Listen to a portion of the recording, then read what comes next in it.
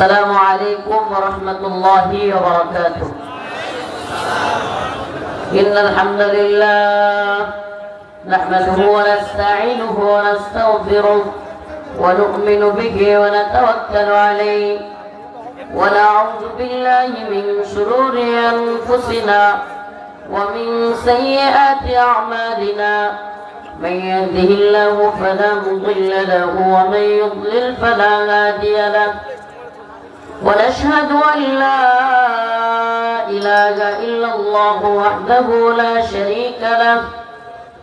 أما بعد فأعوذ بالله من الشيطان الرجيم.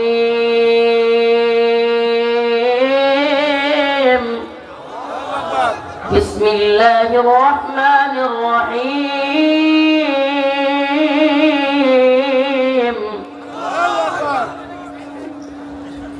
فإذا ركبوا في الفلك دعوا الله مخلصين له الدين فلما نجاهم إلى البر إذا هم يشركون. صدق الله مولانا العظيم وصدق رسوله النبي الكريم ونحن على ذلك من الشاهدين والشاكرين والحمد لله رب العالمين. شكرا لله.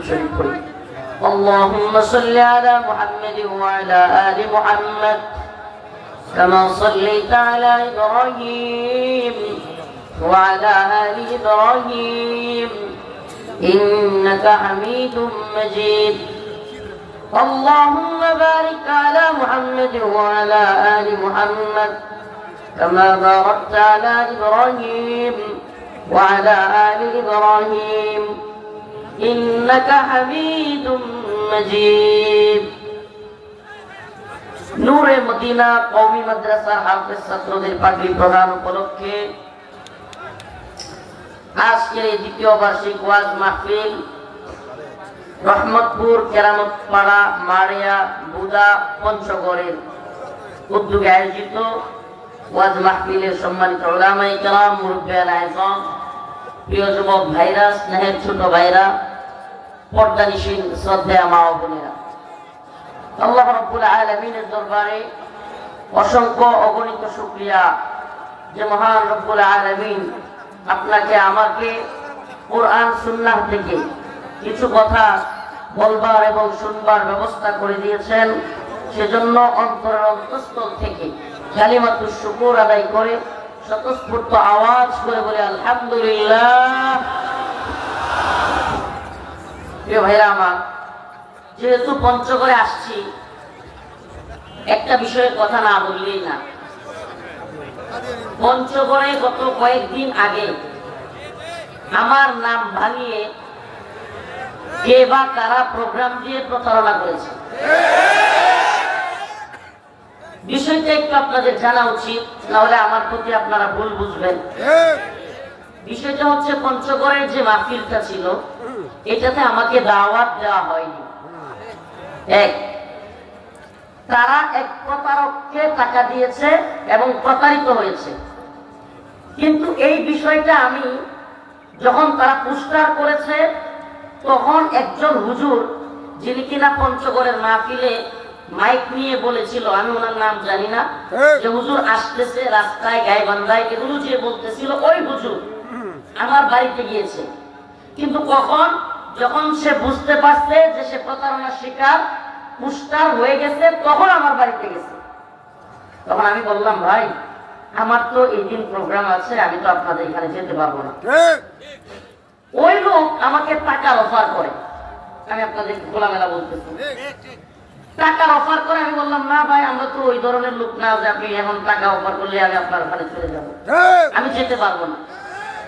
যখন আমি এই কথা জানালাম যে ভাই আমার কোনোভাবেই যাওয়া সম্ভব না, এই লোকগুলো দেখেন এরপরের প্রচারণাটা এরা নিজেরা করছে। তখন তো উচিত ছিল যে হুজুর আমাদেরকে না করে দিতে, আমরা প্রতারিত হয়ে গেছি, এটা বলা উচিত ছিল না? তারা কি করলো? তারা পঞ্চগড়ে মাইকিং করলো, পুরস্কার করলো, হাজার হাজার মানুষকে জানাইলো যে হুজুর আসবে। এটাই তো করছে। এমনকি মাহফিলের দিন মানুষ যখন জড়ো হয়েছে, কত বড় প্রতারক ওই হুজুরটা, আল্লাহ পাক হেদায়েত দান করুক। আসলে এদেরকে বিচারের আওতায় আনা উচিত।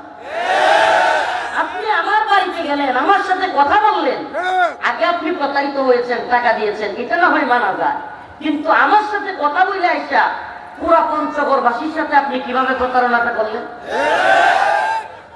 এরপরে কি হলো?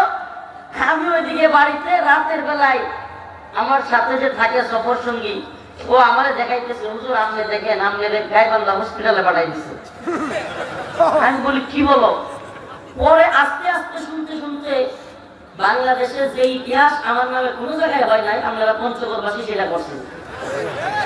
মিডিয়ায় নিউজ, ভাইরাল বক্তা আসে না, এই না সেই না, এরপরে এই উকিল নোটিশ, আরো কত কিছু। আচ্ছা বলেন, এই যে লোকগুলো যাই না আসলো, হুজুরের দাওয়াত নাই, তখন তো উচিত ছিল প্রচার করা যে আমরা দাওয়াতটা দেই নাই, এবং আমার কাছ থেকে প্রয়োজনে পরবর্তীতে আরেকটা প্রোগ্রামের ডেট নিয়ে আসা। কোনটাই না করে আমাকে টাকার অফার দিয়ে না পেয়ে এলাকায় এসে প্রতারণা করেছে। সকল মানুষ, হাজার হাজার জনতা আশা করে আসছে, তাদেরকে ধোঁকা দিয়া মানুষ যখন উত্তেজিত হয়েছে, হুজুরের মেডিকেলে পাঠাইছে। আপনারা কি সত্যটা জানতে পারছেন? এবার মূল আলোচনায় আসে। فإذا ركبوا في الفلك دعوا الله مخلصين له الدين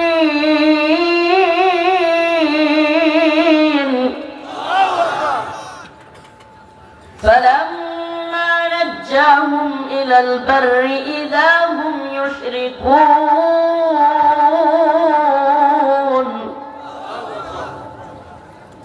এই আয়াতের আলোচনা বোঝার জন্য প্রথমে আমি একটু শানে নজরুল বলে নিই। আলোচনাটা বোঝার জন্য শানে নজরুলটা বোঝা খুব জরুরি। মক্কাতুল মুকাররমা যখন রাসূলুল্লাহ সাল্লাল্লাহু আলাইহি ওয়াসাল্লাম বিজয় করে ফেললেন,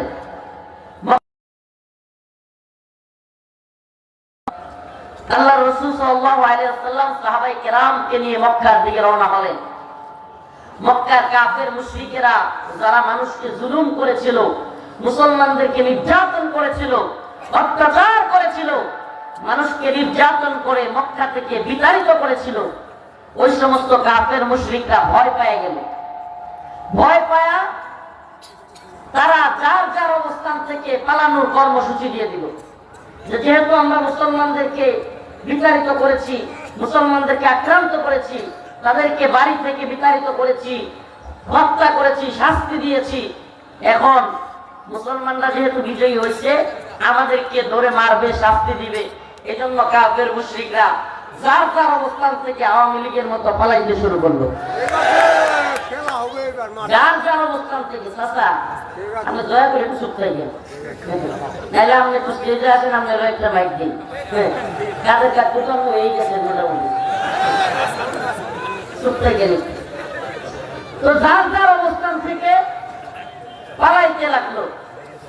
আদি ইবনে হাতেব নামের একজন সাহাবী, পরবর্তীতে তিনি মুসলমান হয়েছিলেন, তিনিও পালানোর চেষ্টা করলেন। তিনি তখন মুসলমান হন নাই, তিনি জর্ডানের দিকে পালানোর চেষ্টা করতেছিলেন। জর্ডান জাহাজে করে যখন জর্ডানে যাবেন, সমুদ্রের ভিতরে নৌকায় উঠছেন, নৌকায় উত্থাল তরঙ্গের মধ্যে। আগে বুঝেন ঘটনাটা কেন বলতেছি, কারণ এই আয়াতটা কেন নাযিল হলো, এটা যদি আগে বুঝেন তাহলে আলোচনা বুঝতে সহজ হবে। فَإِذَا رَكِبُوا فِي الْفُلْكِ دَعَوُا اللَّهَ مُخْلِصِينَ لَهُ الدِّينَ فَلَمَّا نَجَّاهُمْ إِلَى الْبَرِّ إِذَا هُمْ يُشْرِكُونَ। আল্লাহ রাব্বুল আলামিন বলেন, সমুদ্রের উত্তাল ঢেউ যখন ওঠে, সমুদ্রের মধ্যে যখন ঘূর্ণিঝড় আসে কিংবা অনেক ভয়াবহ পরিস্থিতি তৈরি হয়, নৌকা যখন হেলতে থাকে, দুলতে থাকে, নৌকার যাত্রীরা যখন বুঝতে পারে যে কোনো মুহূর্তেই মারা যেতে পারি, পানির মধ্যে নৌকাটা সহ আমরা ডুবে যেতে পারি,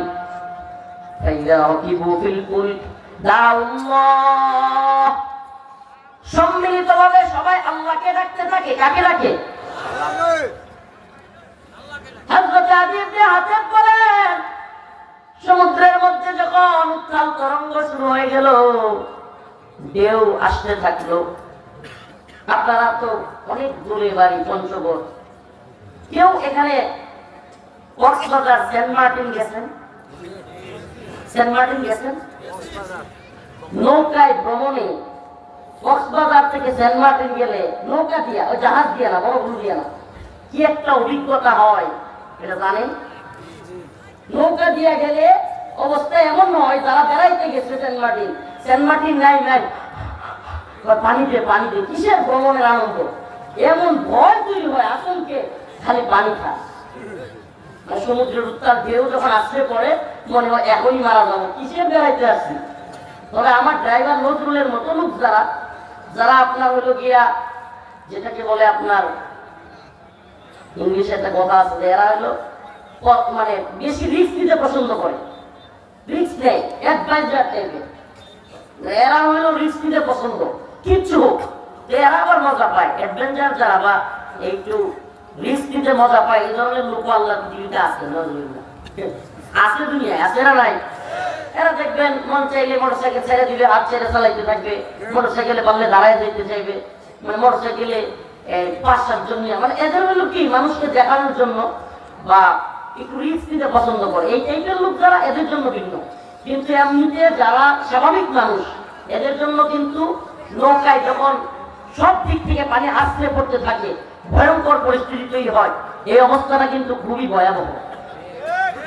প্রিয় ভাইয়েরা আমার, যখন নৌকার মধ্যে উত্তাল ঢেউ শুরু হয়ে গেল, আদী ইবনে হাতেম বলেন, নৌকার উত্তাল তরঙ্গ দেখে নৌকা ডুবে যাবে, সবাই মারা যাবে, সবাই চিৎকার করতে লাগলো। এমন অবস্থায় মাঝি ডাক দিয়া বলল, হে লোক সকল, আজকের এই উত্তাল পরিস্থিতি থেকে তোমাদেরকে আমাদেরকে একমাত্র বাঁচাতে পারেন আল্লাহ। আজকের এই নৌকার এই ভয়াবহ পরিস্থিতি থেকে একমাত্র আমাদেরকে বাঁচাতে পারেন আল্লাহ। হযরত আদী ইবনে হাতেম কি উদ্দেশ্য নিয়ে পালাইতেছিল মনে আছে? যে মুসলমানরা মক্কা বিজয় করে ফেলছে, আমার আর উপায় নাই, এই জন্য পালাইতেছিল। কিন্তু মাঝি যখন বলল যে আজকের এই ভয়াবহ পরিস্থিতি থেকে বাঁচাইতে পারেন আল্লাহ, আদী ইবনে হাতেম বললেন, যদি তাই সত্যি হয় যে আজকের এই উত্তাল পরিস্থিতি থেকে, নৌকা থেকে একমাত্র আল্লাহ বাঁচাইতে পারেন, এই পরিস্থিতি থেকে যে আল্লাহ বাঁচাইতে পারেন, আমি সাক্ষ্য দিচ্ছি জমিনের সমস্ত বিপদ থেকেও আমার আল্লাহ বাঁচাইতে পারেন। আমি কথা দিচ্ছি, আজকে নৌকা থেকে যদি বেঁচে ফিরতে পারি, পালাবো না। কাদের কাছে কোনো তো না, এরা পালাবো না বললেও পালাবে, এদের মুখের কথা আর ভিতরের অবস্থার মিল নাই। এদের মুখের কথা আর ভিতরের অবস্থা 2009 সালে 8 ওই 1-11 কখন হয়েছিল, 8-9 তো নাকি, এই যে ফখরুদ্দিন ক্ষমতায় 7-8 বা এরকম টাইম, তখন কাদের কাজ করে আরেকবার গ্রেফতার করছিল। 2টা পিটানি দিতেই শেখ হাসিনা এরশাদ চাচার কাছে কত টাকা নিছে, নির্বাচনে যাওয়ার জন্য কি কি করছে, ফর করে সব বলে দিছিল। কাকুরে তো সাহস, তো ওই পালাবো না। উনি বললেন, আদী ইবনে হাতেম বললেন যে আজকে যদি আমি এখান থেকে বেঁচে ফিরি, আমি মুহাম্মদুর রাসূলুল্লাহর হাতে হাত রেখে মুসলমান হয়ে যাব। কেন? কারণ এই জলের মধ্যে ভয়াবহ সমুদ্রের উত্তাল ঢেউ থেকে যে আল্লাহ বাঁচাইতে পারেন, অবশ্যই তিনি জমিনেও আমাদেরকে বাঁচাইতে পারেন। প্রিয় ভাইরা আমার, বন্ধুগণ আমার, ওই শানে নজুলটা, ওই আদী ইবনে হাতেমের ঘটনাটা, এই আয়াত নাযিল হওয়ার প্রেক্ষাপট, এখান থেকে আমরা যে শিক্ষাটা পাই, আল্লাহ রাব্বুল আলামিন ফাইদা রাকিবু ফিল ফুলকি দাউল্লাহ, আল্লাহ রাব্বুল আলামিন বলেন মানুষদের মধ্যে কিছু লোক এমন আছে যখন সমুদ্রের মধ্যে উত্তাল ঢেউ শুরু হয়ে যায়, ভয়াবহ পরিস্থিতি তৈরি হয়ে যায়,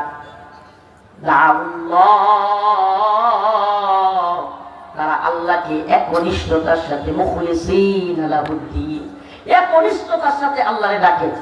কিসের সাথে? আপনাদের বড় প্রোগ্রাম অনুযায়ী আজকের মাইক সেটআপটা, আমার আলোচনা, আমার কথা নিচ্ছে না, মনে কষ্ট নিয়েন না সার্ভিসের লোকেরা, আমি আবার কারো কষ্ট নিতে পছন্দ করি না, কিন্তু বাস্তবতা এটাই যে আওয়াজটা নিতে চাচ্ছে না, ঠেলে ঠেলে দিতে হচ্ছে। বিশেষ করে আপনার যে মনিটর গুলো দিচ্ছেন, মনিটর গুলোতে আওয়াজই নেই। মনিটর দুইটা মনিটর লাগাইলে মঞ্চে যারা আছে এদের কান জ্বালা ভালো হয়ে যাবে। মঞ্চে আপনাদের কি এরকম হচ্ছে? মনিটরের সামনে বসে আছে, আবার কানে ধরা লাগে না, কিসের মনিটর? মনিটরের পাশে বসে থাকবো, আবার কানে ধরা লাগবো না? না, মোবাইল ছড়াই একটু আমাদের ফিরে দেন তো, মনে কষ্ট নিয়েন না। সার্ভিস ভালো হয় নাই, হইতে পারে আমাদের নিয়তের কারণে। আল্লাহ আমাদের নিয়তকে সহি করার তৌফিক দান করুক, বলেন আমিন। আর জোরে আওয়াজ করে বলেন আমিন। তো যে কথা বলতেছিলাম, আল্লাহ রাব্বুল আলামিন বলেন ফাইযা রাকিবু ফিল ফুলকি দাউল্লাহ, একটু রিভাব দেন তো ভালো, মুখলিসিন লাহুদ্দিন ফালাম্মা নাজ্জাহুম ইলাল বাররি ইযা হুম ইউশরিকুন। আল্লাহ রাব্বুল আলামিন বলেন যখন সমুদ্রের উত্তাল ঢেউয়ের মধ্যে মানুষ পড়ে যায়, তখন দেখা যায় তারা আল্লাহকে ডাকে মুখলিসিন লাহুদ্দিন, একনিষ্ঠতার সাথে। কেমন ভাবে? মানে সমুদ্রে যখন ডুবে যাবে পরিস্থিতি, কিংবা অনেকেই নদীতে পড়ে যায়, নাকের মধ্যে পানি ঢুকে যাবে, এমন সময় আর পৃথিবীতে কাউরে খুঁজে না, কেনা আওয়ামী লীগ, কেনা বিএনপি, এগুলো খুঁজে না। এখন তো যারা অবস্থান ভালো থাকে এরাই হুজুর ঘরে আগে ভাগে পরিচয় দিতে মজা পায়। নাম না বলে আমি অমুক দলের অমুক, নাম বলে না এইটা তো আগে আওয়ামী লীগ করতো। এগুলো করিয়েন না, এগুলো করিয়েন না। এই দলীয় পরিচয় আল্লাহর খবরে কেউ প্রশ্ন করবে না, কেউ কোন ফেরেশতা জিজ্ঞেস করবে না what is your team, Awami League and BNP, আপনার দলের নাম কি, আওয়ামী লীগ নাকি বিএনপি, এগুলো জিজ্ঞেস করবে তোমার দিন কি, তোমার রব কে, তোমার নবী কে, এগুলো প্রশ্ন করবে। অতএব আমাদেরকে ঈমান, আকীদা, দ্বীন ঠিক করতে হবে, সঠিক দ্বীনের উপর আমাদেরকে আসতে হবে। কাদিয়ানি মার্কা মুসলিম হইলে হবে না। একটা কথা আমাদের দেশে খুবই প্রচলিত আছে, আজকে একটু ব্যতিক্রম কথা বলে যায় আপনাদেরকে। অনেকেই বলে, আমার আগে একজন হুজুরও বললেন, কাদিয়ানীদেরকে রাষ্ট্রীয়ভাবে কাফের ঘোষণা করতে হবে। এই কথা শুনতে শুনতে কান জ্বালা বলা হয়ে গেছে না? আচ্ছা, আমি জিজ্ঞেস করতে চাই, রাষ্ট্রীয়ভাবে কাদিয়ানীদেরকে কাফের ঘোষণা করে যারা বলেন যে কাফের ঘোষণা করলে থাকতে দিবেন, তারা কি কোরআন সুন্নাহ কি বলে, ইজমা কি বলে, সালাফরা কি বলে কখনো বুঝছেন? এটা কথা মনে রাখবেন, আসলি কাফের এবং মুরতাদ এবং জিন্দিক কাফের কিন্তু এক না। আবারও বলি, বলে এখানে আছে, জিন্দিক কিংবা মুরতাদ যারা ইসলাম থেকে যারা অন্য ধর্মে চলে যায়, ইসলামকে যারা ছেড়ে দেয়, কিংবা বিভিন্ন দলিল দিয়া, বিভিন্ন তথাকথিত ব্যাখ্যা দিয়া দিন ত্যাগ করে, এরা আর খ্রিস্টান, ইহুদি, হিন্দু, বৌদ্ধ, অন্যান্য আসলি কাফেররা এক না। আসলি কাফেররা মুসলিম রাষ্ট্রে জিজিয়া দিয়া, আইয়াদি ওয়াহুম সাগিরুন, নতজান হইয়া জিজিয়া দিয়া বসবাস করতে পারবে, এটা কোরআন। কিন্তু যারা মুরতাদ কিংবা জিন্দিক, এদেরকে রাষ্ট্র কাফের বললো কি বললো না, কোনো কিছু যায় আসে না, এরা মুসলিমদের দেশে থাকতে পারবে না, এদের একটাই শাস্তি মৃত্যুদণ্ড, এদেরকে হত্যা করতে হবে।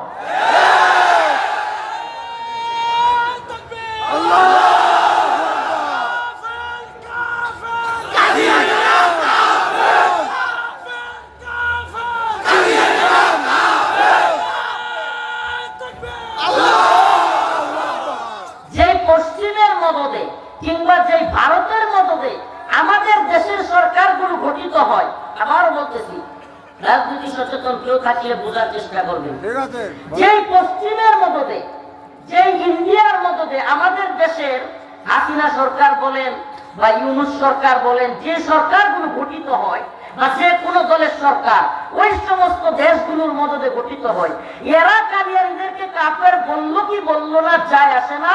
কেউ বললেও কাদিয়ানীরা কাফের, কেউ না বললেও কাদিয়ানীরা কাফের। কাফেররা, সিন্দিক, মুরতাদরা কোনোভাবেই মুসলিম দেশে থাকার অধিকার রাখে না। প্রয়োজনে দলিলটা একটু বুঝবেন, কোরআন কি বলে, সুন্নাহ কি বলে, ইজমা কি বলে, কিয়াস কি বলে, সালাফরা কি বলে। আমরা একটা বাঁধা কথা শুরু করছি যে বাংলাদেশে তাদেরকে কাফের ঘোষণা করতে হবে। কাফের ঘোষণা করতে হবে মানে যেই রাষ্ট্র মদের লাইসেন্স দিয়ে রাখছে, যেই রাষ্ট্র পতিতালয়ের লাইসেন্স দিয়ে রাখছে, যেই রাষ্ট্র সুদের ব্যাংকের লাইসেন্স দিয়ে রাখছে, ওদের কাছ থেকে কিসের ঘোষণা আশা করি? আশ্চর্য, হাস্যকর কথা। এটা আমার বুঝে আসে না। আমি কারাগারে বসেও চিন্তা করতাম, আরে আমরা এগুলো কি বলি? এদেরকে কাফেরকে ঘোষণা করলো কে, করলো না, আমরা এদেরকে ঘোষণা করে দিলাম। সামাজিক ভাবে, রাষ্ট্রীয় ভাবে, সকল পর্যায় থেকে আমরা এদেরকে বয়কট করলাম। আমরা এদেরকে এমন ভাবে বয়কট করলাম যে এদের প্রত্যেকটা কাজে আমরা তাওহীদি জনতার ব্যানারে এমন ভাবে বাধাগ্রস্ত করব, বাংলার জমিনে দাঁড়ানোর মতো ইসরায়েলের দালালেরা, খ্রিস্টানদের দালালেরা, ব্রিটেনের দালালেরা জায়গা পাবে না। এটা হবে আমাদের পণ। এরা ঘোষণা করলো, এরা করলো না, এগুলো দেখার বিষয় নাই। ওই যে রাষ্ট্রীয়ভাবে কাফের ঘোষণা করতে হবে। রাষ্ট্রীয়ভাবে ঘোষণা করলে জিন্দিক কাফের যারা, এই কাদিয়ানীদের মতো যারা জিন্দিক, এই জিন্দিক কাফেরদেরকে মুসলিম রাষ্ট্রে বসবাস করতে দিবেন। কোন দলিল আপনি প্রমাণ করতে পারবেন? করেন প্রমাণ? সবার কাছে বললাম, কোন দলিল দিয়া জিন্দিকদেরকে জিজিয়া কারা দিবে? মুসলিম দেশে জিজিয়া দিয়ে কারা থাকতে পারবে? যারা কিনা আসলি কাফের। কোন মুরতাদ, কোন জিন্দিককে আল্লাহর নবী, তার সাহাবায়ে কেরাম, তাবেঈন কেউ ক্ষমা করেছেন ইতিহাস নেই। জিন্দিকদের দুইটাই অবস্থা, এক হয় তওবা করে, নাইলে কল্লা ফেলে দাও। জিন্দিকদের দুই ধরনের, দুইটার একটা হতে হবে। জিন্দিকদের জায়গা হয় এক তওবা করে মুসলিম হও, নাইলে তোমার কল্লা ফেলে দেওয়া হবে। শাস্তি একবারে সহজ, শাস্তি একেবারে সহজ। তোমার শাস্তি মৃত্যুদণ্ড। ইসলাম থেকে বের হওয়া আর অমুসলিম থাকা দুইটা কিন্তু ভিন্ন জিনিস, ভুল বুঝবেন না। একটা হলো মুসলমান ইসলাম ধর্ম ত্যাগ করে অন্য ধর্মে চলে গেছে, আর একটা হলো যে সে মুসলমান ছিলই না। দুইটা কি এক হইলো? না, দুইটা এক হইলো? ভাইরা আমার, বন্ধুগণ আমার, তো আল্লাহর সাথে নাফরমানি। আজকের আলোচনা আমার বিষয় ছিল আল্লাহর সাথে নাফরমানি। ফাইযা রাকিবু ফিল ফুলকি দাউল্লাহ মুখলিসিনা লাহুদ্দিন فلما نجاهم إلى البر إذا هم يشركون। আল্লাহ রাব্বুল আলামিন বলেন, পৃথিবীতে কিছু মানুষ আছে যারা কিনা যখন বিপদে পড়ে তখন শুধু আল্লাহ আল্লাহ করে। আছে না নাই? আপনাদের এলাকা তো বাংলাদেশের মধ্যে সবচেয়ে গরিব অঞ্চলের একটা, সবচেয়ে গরিব অঞ্চলের জেলার মধ্যে অন্যতম জেলার নাম পঞ্চগড়। গরিব থাকেন ঠিক আছে, ইমান নিয়ে থাকি। আল্লাহর কাছে কেডা গরিব, কেডা ধনী, কেডা লম্বা, কেডা বাইতে, কেডা মুগা, কেডা চিকন, কেডা সাদা, কেডা কালো, কেডা চাইনিজ, কে রাশিয়ান, কেউ জাপানি, কে ইন্ডিয়ান, কে বাঙালি। আল্লাহর কাছে আফ্রিকান, নিগ্রো, কালো, সাদা কোনো ভেদাভেদ নাই। আল্লাহর কাছে কালোর চাইতে সাদার সম্মান বেশি না। আল্লাহর কাছে মোটা চিকনের চাইতে মোটার সম্মান বেশি না। আল্লাহর কাছে লম্বার চাইতে বেটের চাইতে লম্বার সম্মান বেশি না। আল্লাহর কাছে সম্মানিত হইতে হলে ইন্না আক্রামাকুম ইনদাল্লাহি আতকাকুম, যার মধ্যে আল্লাহর ভয় যত বেশি আল্লাহর কাছে তার সম্মান তত বেশি।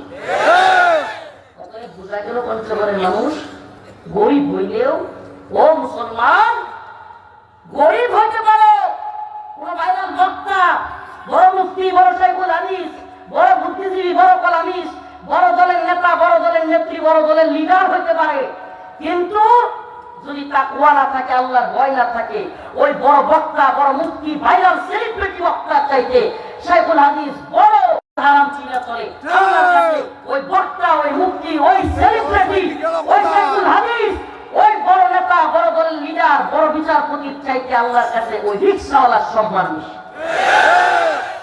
ওই রিকশাওয়ালার সম্মান আল্লাহর কাছে বেশি। এই দুনিয়ার কোটি কোটি টাকা, কোটি কোটি টাকার সম্পদ, বাড়ি গাড়ি নারী, কিছু নিয়ে কবরে কেউ যাইতে পারছে? যাইতে পারছে? তাইলে পঞ্চগড়েই থাকি আর নেত্রকোনায় থাকি আর ঢাকায় আলিশান বাড়ি নিয়ে থাকি, পঞ্চগড়ে থাকিয়া রিক্সা চালায়, দিনমজুর, খেতে কামারের মধ্যে খাবার লয়ে গেলে এতটি লয়ে গেলে এতটি খায় না মাশাআল্লাহ, আর এসি রুমের মধ্যে বসা কোটিপতি, লক্ষ লক্ষ টাকার বাড়ি গাড়ি আর কোটি কোটি টাকার মালিক, সামনে খাবারের মিষ্টি খেতে পারি না চাই। এরপরে কি গরুর গোশত আগায় দিবেন, অ্যালার্জির কারণে গোশতটা সমস্যার অভাব নাই। আর ক্ষেতের মধ্যে পঞ্চগড়ে কাজ করে, ভাত হয়ে গেছে এক বোল, আল্লাহ নামলে হাতে নিয়ে ঘাপ ধুপ শেষ, ঠিক ঠিক না? ঘুমাইতে কইবেন, এরা তো ঘুমাইতে কওয়ার দরকার নাই। রিক্সা চালাইতে চালাইতে হঠাৎ করে মনে হয়েছে গরমের মধ্যেই গাছের তলে রিক্সা চলে আয়, সুবহানাল্লাহ, আছে না নাই?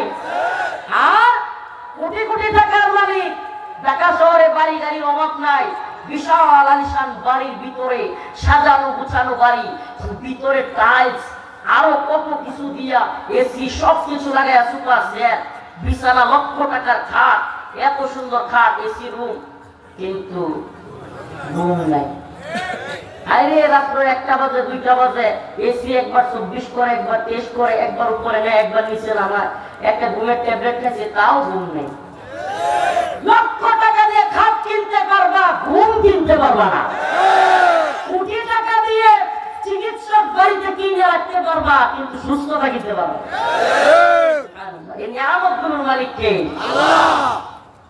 আর গ্রামে গঞ্জে যে নেমে ঘুমায় পড়ে মানুষ, সুবহানাল্লাহ, কি নিয়ামত আল্লাহ দিয়েছে, কি নিয়ামত আল্লাহ দিয়েছে। অতএব কে গরিব কে ধনী এগুলো জানার বিষয় নয়, আল্লাহর কাছে এগুলো কোনো মূল্য নাই। ওমা হাদিহিল হায়াতুদ দুনিয়া ইল্লা লাহু ওয়া লাইব ওয়া ইন্নাদ দারাল আখিরাতা লাহিয়াল হায়াওয়ান।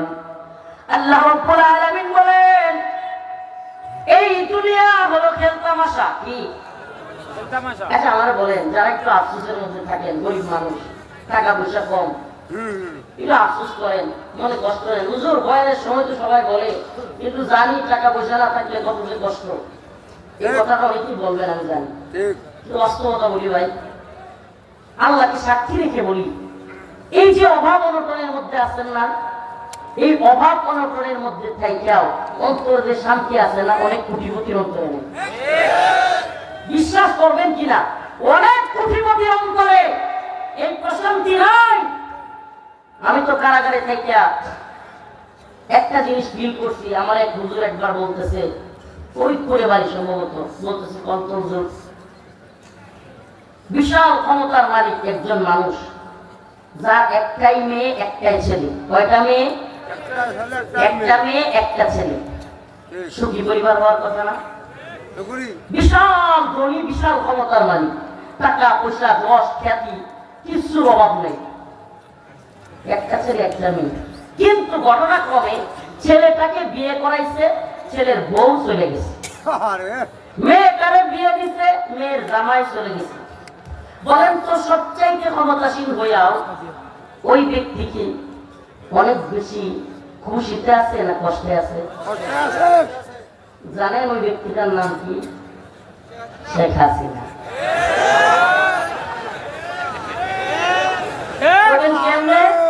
সজীবজের জয় বিয়ে করছে এক খ্রিস্টানকে, সজীবজের জয়কে সাইরা ওই মাইয়া চলে গেছে। এদিকে মাইয়া বিয়ে করছে, জামাই হইলো এক রাজাকারের পুলা, ওই জামাইও মাইয়ার ছেড়ে গেছে। এখন মাইয়ার যে নাতি, মাইয়ার ঘরের ওরা কান্না করে, আব্বার আয়না দাও।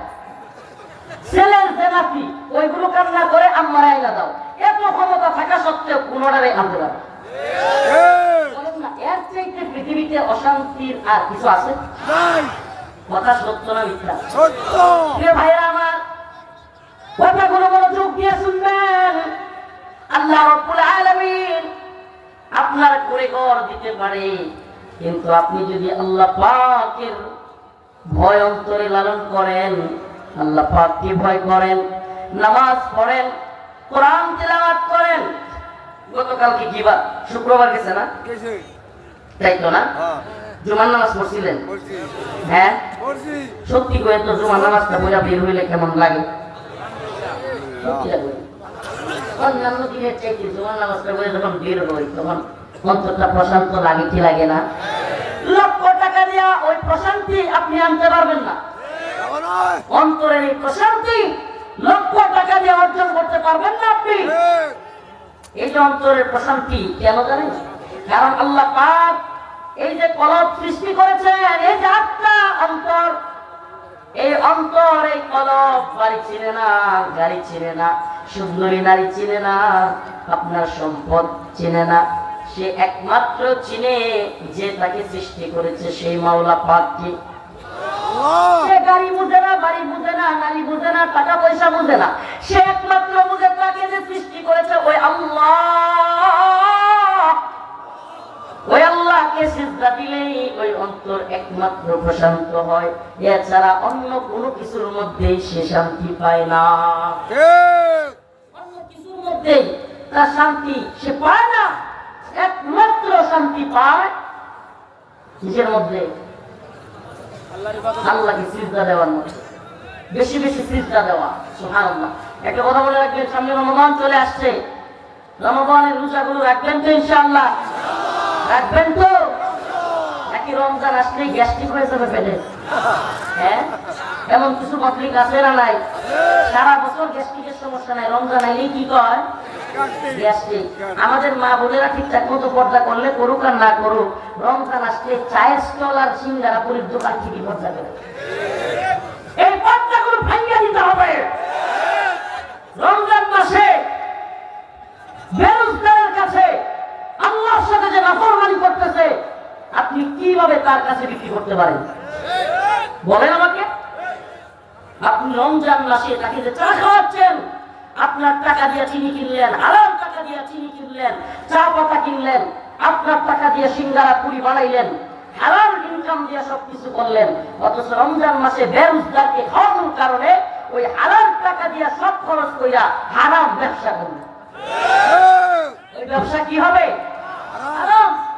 তাহলে ব্যবসায়ী যারা আছেন, রমজান মাসে 4 স্টল খোলা রেখে চা বিক্রি করবেন?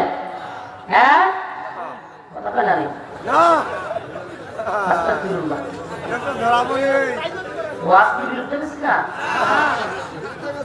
একবারে পর্দা তুমি শিখে দিবেন, কোনো পর্দা করতে নেই। নিজের বউরে পর্দা করতে পারে না, আর বাজারে গিয়ে দোকানের মধ্যে পর্দা লাগাইছে। পর্দাগুলো ভেঙে দিতে হবে, ঠিক আছে ইনশাআল্লাহ?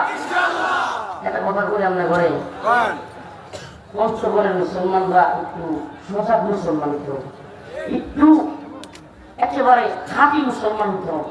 কেন জানেন? নাহলে যেই পরিমাণে ফিতনা পঞ্চগড়ে আপনারা মোকাবেলা করতে পারবেন।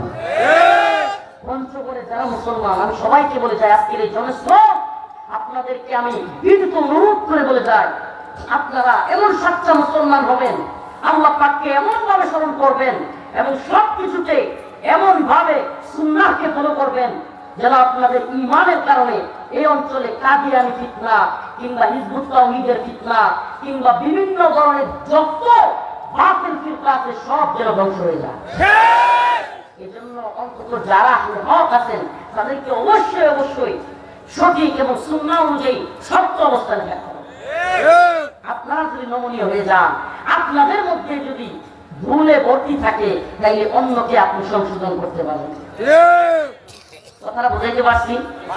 আপনাদের কাছে আকুল আবেদন। আরেকটা কথা বলি, আপনারা আমাদেরকে মাহফিলে দাওয়াত দিয়ে পান না, কিন্তু ইনশাআল্লাহ ইনশাআল্লাহ আমি নিয়ত করেছি আপনাদের এই উত্তরবঙ্গে, বিশেষ করে পঞ্চগড়ের এই অঞ্চলগুলোতে ওয়াজের সিজন শেষ হওয়ার পরে, রমজানের ঈদের পরে সপ্তাহব্যাপী আমি ইনশাআল্লাহ সময় লাগাবো। কেন জানেন? দাওয়াতি কাজ করব এবং উলামায়ে কেরামকে ঢাকা থেকে নিয়ে আমরা একটা কাফেলা আসার চিন্তা আছে আমার।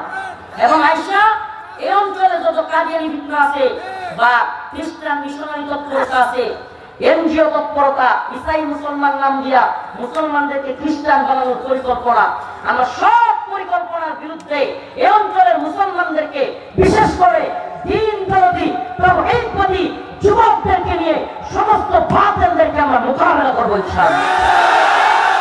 রাজি আছো তো যুব সমাজ? ওই আছো তো ইনশাআল্লাহ?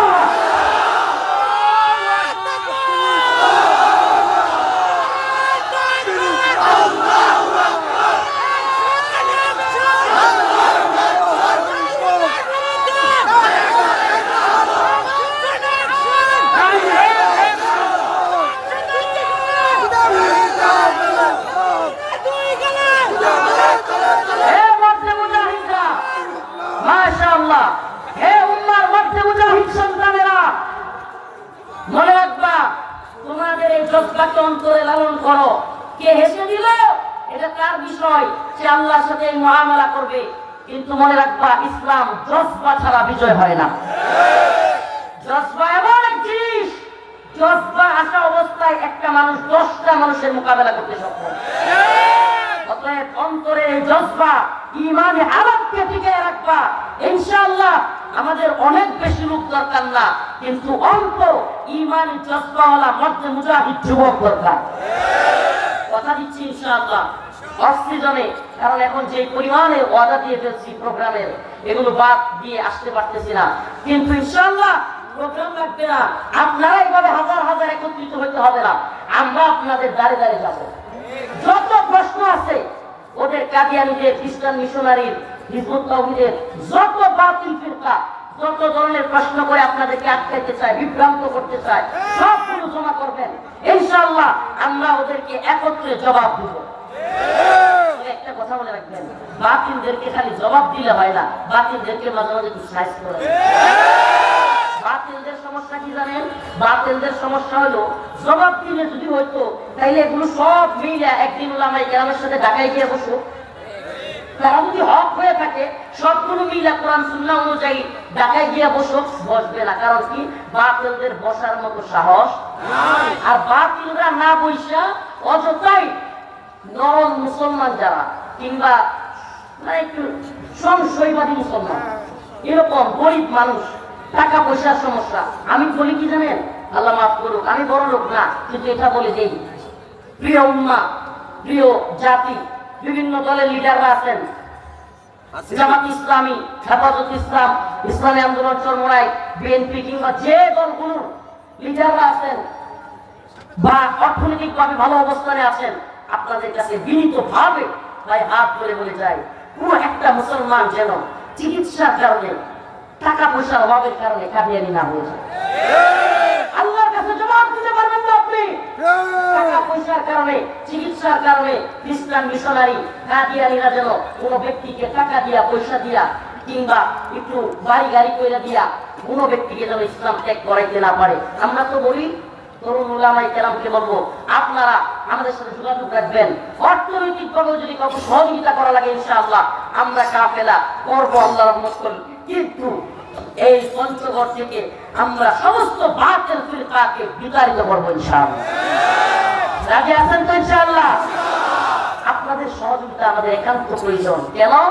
কারণ হলো আপনারাই এই মাটির সন্তান, আপনারাই এই মাটির অবস্থান জানেন, এখানের মানুষের স্বভাব কিরকম, পরিস্থিতি কিরকম, তাদের চাহিদা কি, তারা কি চায়, এগুলো আপনারাই ভালো বুঝবেন। এজন্য আপনাদের হেল্প লাগবে ইনশাআল্লাহ, সুম্মা ইনশাআল্লাহ। আমরা তো বলি আপনার যে আমরাই পারবো না, এই কথা বিশ্বাস করবেন না। আমরাই পারবো পঞ্চগড় থেকে সমস্ত বাতিল ফিরকাকে উৎখাত করতে। বিশ্বাসটা অনেক বড় জিনিস। আগে নিজেদের বিশ্বাস করতে হবে যে যদি হাজার হাজার জনতা হক্কানি উলামায়ে কেরামদের প্রোগ্রামে আসতে পারে, তার মানে আহলে হকদের শক্তি পঞ্চগড়ে আছে। আছে না নাই? অতএব আল্লাহর নাফরমানি করা যাবে না। আল্লাহ বলেছেন, ফালাম্মা নাজ্জাহুম ইলাল বাররি ইযা হুম মুশরিকুন। সমুদ্রের মধ্যে যখন উত্তাল ঢেউ শুরু হয়ে যায়, অনেক মানুষ আল্লাহ আল্লাহ করে, আল্লাহ মুখলিসিনা লাহুদ্দিন, একনিষ্ঠতার সাথে আল্লাহকে ডাকে।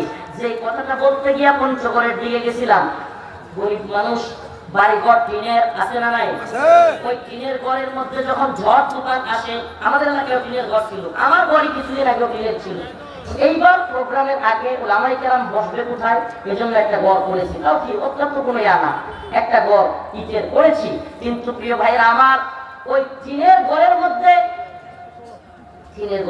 যখন ঝড় তুফান আসে না, বিরাট ধাক্কা দেয়। আপনাদের এলাকায় টিনের ঘর আছে তো নাকি? ঝড় তুফানে ধাক্কা দিলে ঠাসঠুস শব্দ হয়, শিলা পড়তে থাকে, ভয়াবহ পরিস্থিতি তৈরি হয়। কিছু মানুষ দেখবেন যারা একটু ভয় পায়, দরজায় চিপাই দিয়া লা ইলাহা ইল্লাল্লাহ সুবহানাল্লাহ, লা ইলাহা ইল্লাল্লাহ সুবহানাল্লাহ, করে কি করে না? করে কি করে না? আবার কিছু আছে বেশি ভয় পাইলে হাসান দে বলে, কি বলে না?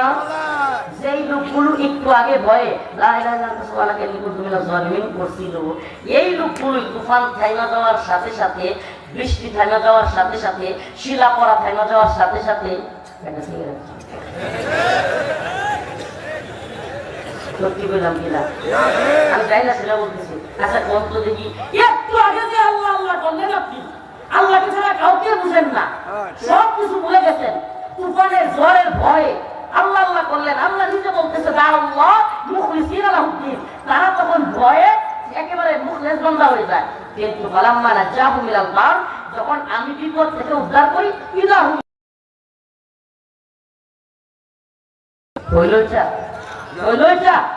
আল্লাহর সাথে নাফরমানি করা যাবে? 17-18 জুলাই 2024 উত্তপ্ত পরিস্থিতি বাংলাদেশে। হাসিনার জুলুম সর্বোচ্চ পর্যায়ে চলে গেছে।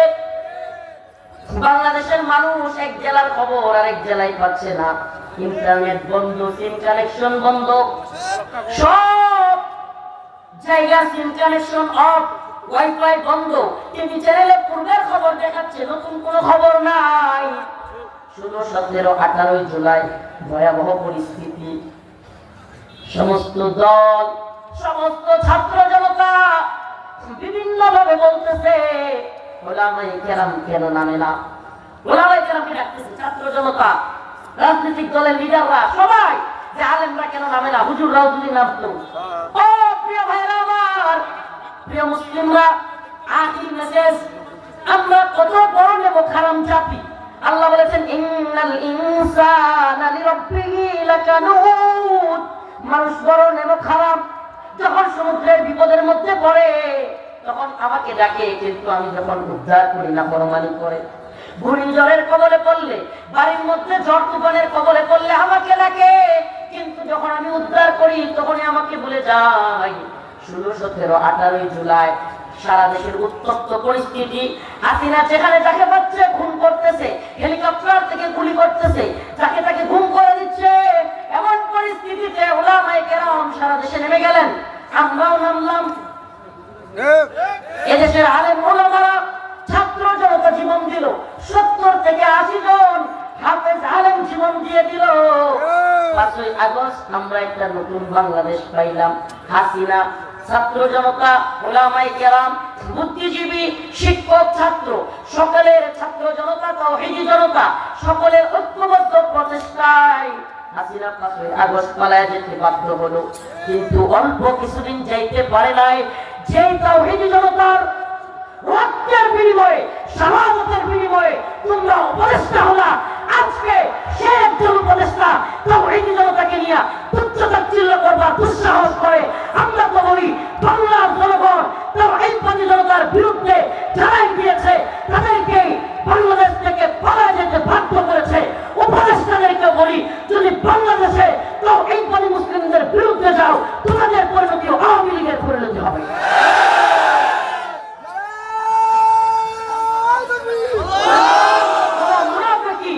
কোনো মুনাফিকি চলতে পারে না, কোনো হত্যাই চলতে পারে না।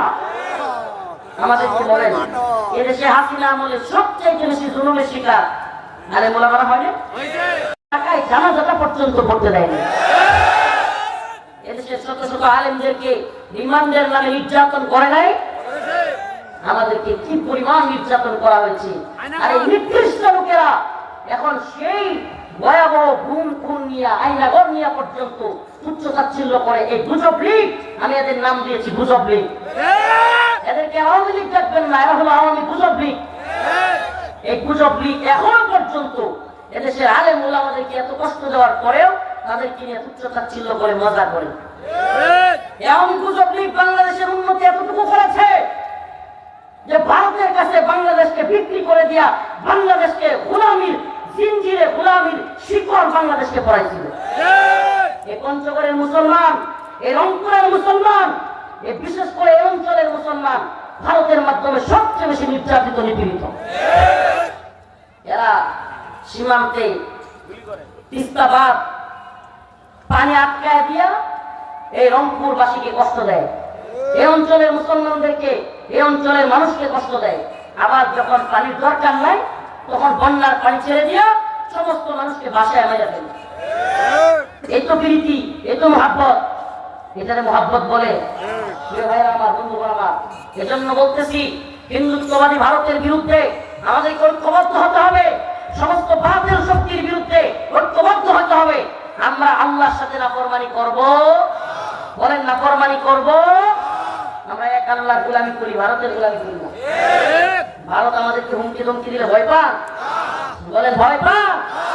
আপনাদের এলাকার সন্তান, পঞ্চগড়ের সন্তান সার্জিস আলম, মাশাআল্লাহ, এই তরুণ প্রজন্ম যারা কিনা এই স্বৈরাচারের বিরুদ্ধে, জালেমের বিরুদ্ধে রুখে দাঁড়িয়েছে, আমরা সেই সমস্ত তরুণদেরকে বলবো যে নতুন করে বাংলাদেশে কেউ যেন হাসিনার মতো জালেমে পরিণত হতে না পারে। সমস্ত জালেমদের বিরুদ্ধে উলামায়ে কেরাম যদি ডাক দেন যে এই বাংলাদেশ হবে কোরআনের বাংলাদেশ, এই বাংলাদেশে শাসন ব্যবস্থা হবে কোরআন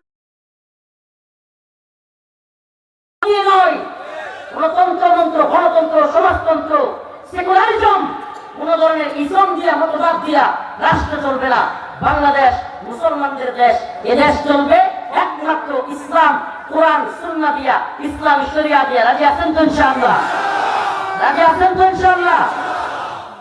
আপনাদেরকে আখিরি পয়গাম দিয়ে যায়, আখিরি পয়গাম দিয়ে যায়, নামাজ ছাড়বেন না। আবারও বলি, আপনাদেরকে অবশ্যই একেবারে আমলি মানুষ হইতে হবে। আমল, সুবহানাল্লাহ, আমল ঈমানকে শক্তিশালী করে। আমল কি করে? ফজরের নামাজ এমন একটা নামাজ, সুবহানাল্লাহ, ফজরের নামাজ হলো রাত থেকে দিনকে আলাদা করে। ফজরের নামাজ কি করে?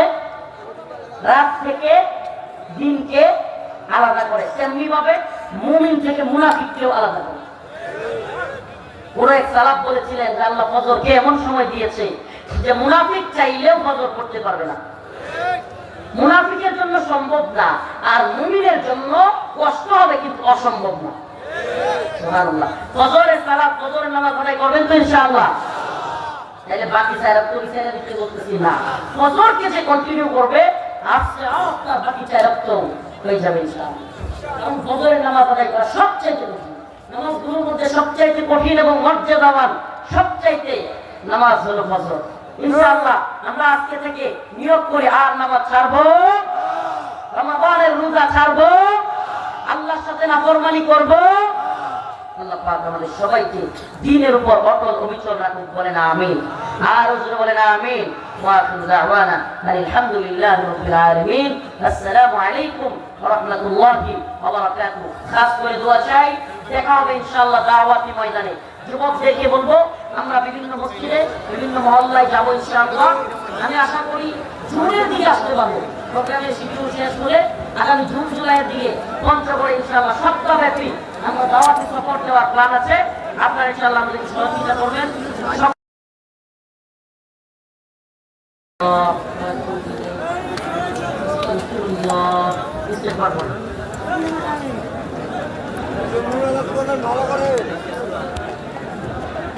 আলহামদুলিল্লাহ। মহিলা পেন্ডি থেকে এক মা, নাম হলো হোসনে আরা, গ্রাম মালিয়া মিলকে, স্বামী মোহাম্মদ হালিমুল ইসলাম 5,000 টাকা দান করেছেন। সকলে আল্লাহুম্মা আমিন। আর এক মা, তার নিজের কানের নাকের নাথুর খুলে এই মাদ্রাসার জন্য দিয়েছেন। সকলে বলেন আল্লাহুম্মা আমিন। আল্লাহ তার দানকে কবুল করেন। কাঁচামাল ব্যবসায়ী হুমায়ুন ভাই বোদা বাজার 5,000 টাকা দান করেছেন। সকলে বলেন আল্লাহুম্মা আমিন। আমি সকলের জন্য দোয়া করবার জন্য হুজুরের কাছে সকলে অনুরোধ করছি।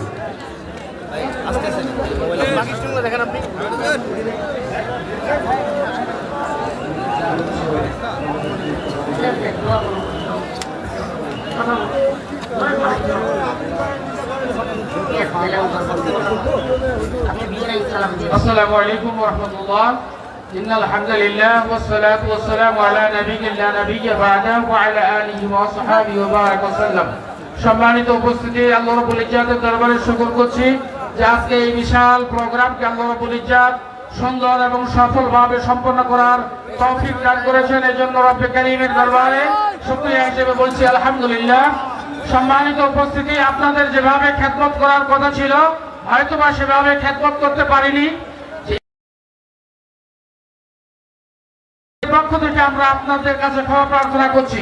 সে সাথে আমি ধন্যবাদ জ্ঞাপন করছি আমাদের সেনাবাহিনী ক্যাম্পকে, আমাদের বোদা থানার পুলিশ প্রশাসনকে, আমাদের ইউনিয়নের স্থানীয় প্রশাসনকে এবং আমাদের স্থানীয় যে স্বেচ্ছাসেবক 5-7টা গ্রামের সবাইকে আমার এই মাহফিলের পক্ষ থেকে আন্তরিকভাবে শুভেচ্ছা জ্ঞাপন করছি যে প্রত্যেকেরই আন্তরিক প্রচেষ্টায় এই মাহফিলটাকে সুন্দর এবং সফল করার সুযোগ করে দিয়েছেন। এজন্য আপনাদের কৃতজ্ঞতা জানাচ্ছি এবং আল্লাহ রাব্বুল ইজ্জাতের দরবারে আপনাদের সুস্বাস্থ্য এবং আগামী ভবিষ্যৎ কল্যাণকর কামনা করছি। এবং সেই সাথে আপনাদের কাছে আমি কামনা করছি যে আমাদের এই নূরে মদিনা কওমি মাদ্রাসার প্রতি আপনারা প্রত্যেকেই নজর রাখবেন। আল্লাহ রাব্বুল ইজ্জাত যেন এই প্রতিষ্ঠানটাকে উত্তরোত্তর উন্নতি সাধন করে এবং এই প্রতিষ্ঠানের সমস্ত আর্থিক বিষয়গুলো যেন মোকাবেলা করার তৌফিক দান করে এবং আর্থিক বিষয়গুলোতে আপনারা সবাই সার্বিকভাবে সহযোগিতা করবেন এই কামনা করে আজকের এই সভার সমাপ্তি ঘোষণা করছি। আমি আমাদের প্রধান মেহমানকে আজকের সর্বশেষ দোয়ার মাধ্যমে শেষ করার জন্য সবিনয় অনুরোধ করছি। আসসালামু আলাইকুম ওয়া রাহমাতুল্লাহ। الحمد لله رب العالمين الرحمن الرحيم مالك يوم الدين إياك نعبد وإياك نستعين اللهم ارزقنا شهادة في سبيلك اللهم ارزقنا شهادة في سبيلك اللهم انصر الإسلام والمسلمين اللهم انصر الإسلام والمسلمين হে আল্লাহ পাক পরওয়ারদিগার আলম আমাদের জীবনের জিন্দেগির সমস্ত গুনাহ খাতা maaf করিয়া দেন। হে রব্বুল আলামিন মওলা কারীম اللهم انصر الإسلام والمسلمين ফিলিস্তিনের মুসলমানদেরকে হেফাজত করেন। রব্বুল আলামিন সমস্ত ভূখণ্ডের মুসলমানদেরকে হেফাজত করেন।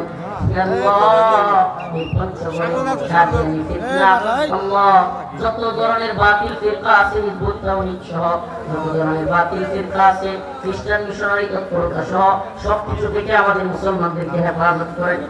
আল্লাহ যে সমস্ত মুসলমান বুঝে নাই ওই সমস্ত বিছনার মধ্যে পড়ে গেছে তাদেরকে আল্লাহ আপনি আবারও ঈমানের নূরে নূরান্বিত করেন।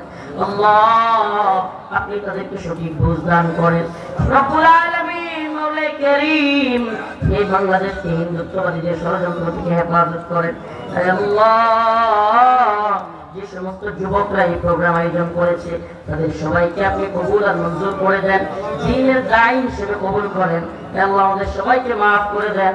আমাদের কবরওয়ালাদের আল্লাহ এই অঞ্চলে যারা কবরবাসী তাদের কবরকে জান্নাতের বাগান বানিয়ে দেন। আল্লাহ আমাদের যাদের কবরে মা নাই তাদের বাবা মার কবরকে জান্নাতের বাগান বানিয়ে দেন। আল্লাহ আল্লাহ আপনি আমাদের অসুস্থদেরকে সুস্থতা দান করেন, ঋণগ্রস্তদের ঋণ পরিশোধ করার তৌফিক দান করেন, অভাবীদের অভাব দূর করেন। সুবহান রাব্বিকা রাব্বিল ইজ্জাতি আম্মা ইয়াসিফুন ওয়া সালামুন আলাল মুরসালিন।